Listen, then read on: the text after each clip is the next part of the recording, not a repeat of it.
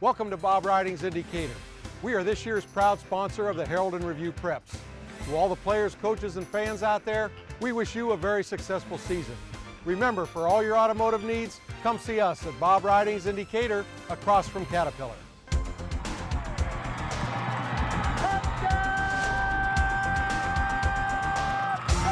From the Decatur Herald and Review here at Tolono Unity High School, where tonight Tolono Unity beat St. Teresa 21-10 in a huge Okaw Valley Conference Black Division matchup.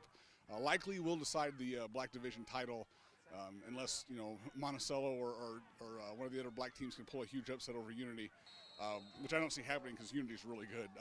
We saw them lose earlier this season here at to Maroa, shot themselves in the foot a lot with turnovers and kind of silly penalties and mistakes.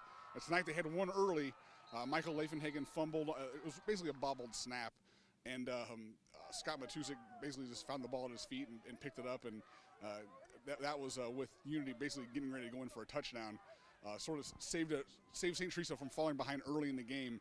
But after that, Unity made very few mistakes in this game. They were impressive. They couldn't get a lot going offensively against St. Teresa. Neither team got much going offensively. It was definitely a defensive struggle here. For the first time all season, St. Teresa's Shavonte Joyner did not have a big play. He ended up leaving the game late. I spoke to him on the sideline, and it was a suspicion of a possible concussion for Shavonte. He had a rough night. Went out of the game several times with injury. Ended up with only 25 yards rushing on 13 carries. Had 3 catches for 43 yards. They tried to get him the ball. They tried to get him out in the open, but Unity did a real good job of containing him, which other teams have tried to do but haven't been able to do. St. Teresa actually took a lead. It was 7-3 for most of the game. St. Teresa took the lead late in the game after Matusik had an interception. Basically, Black threw the ball. Looked like maybe he was trying to throw the ball through Matusik, and Scott got his hands up, got the ball. The next play, Ryan Moody scores from 7 yards out. At that point, St. Teresa led 10-7. And the way their defense was playing, you kind of felt like maybe that would be enough. Unity finally got the big play they needed.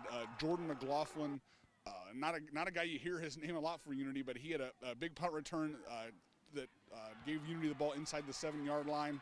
Michael Laifenhagen scored a couple plays later that put Unity up at that point 14-10. And then St. Teresa got the ball back, went 3 and out, and chose to punt. I heard Tim Burley on the sideline saying, hey, we have to get a 3 and out here just to give ourselves a chance.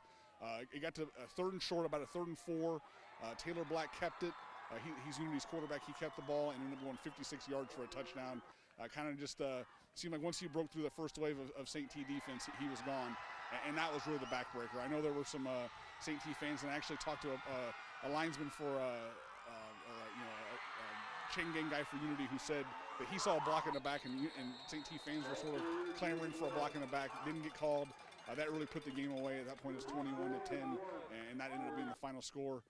Tough first loss for St. Teresa, but Unity's really good. I think people maybe started underrating them after they lost to Maroa, but no longer. So again, the final score here tonight, 21-10. Tolono Unity over St. Teresa. Make sure you check back to hrpreps.com for all your coverage. We didn't execute on offense, but we were getting there. I told them to be patient, and we were getting there. Like I said, they made one more play than we did, and that was the game. I told the line from the start that I'm not going to let down on them, and I think that kind of pumped them up for the last series. And they just opened up a big gap, and I just took off. We focused all week with our defensive linemen on staying low, winning the battle up front, and trying to let our linebackers run to the ball. And our defensive guys did a great job all week, and I think the best thing those guys do on defense is they keep me out of it. So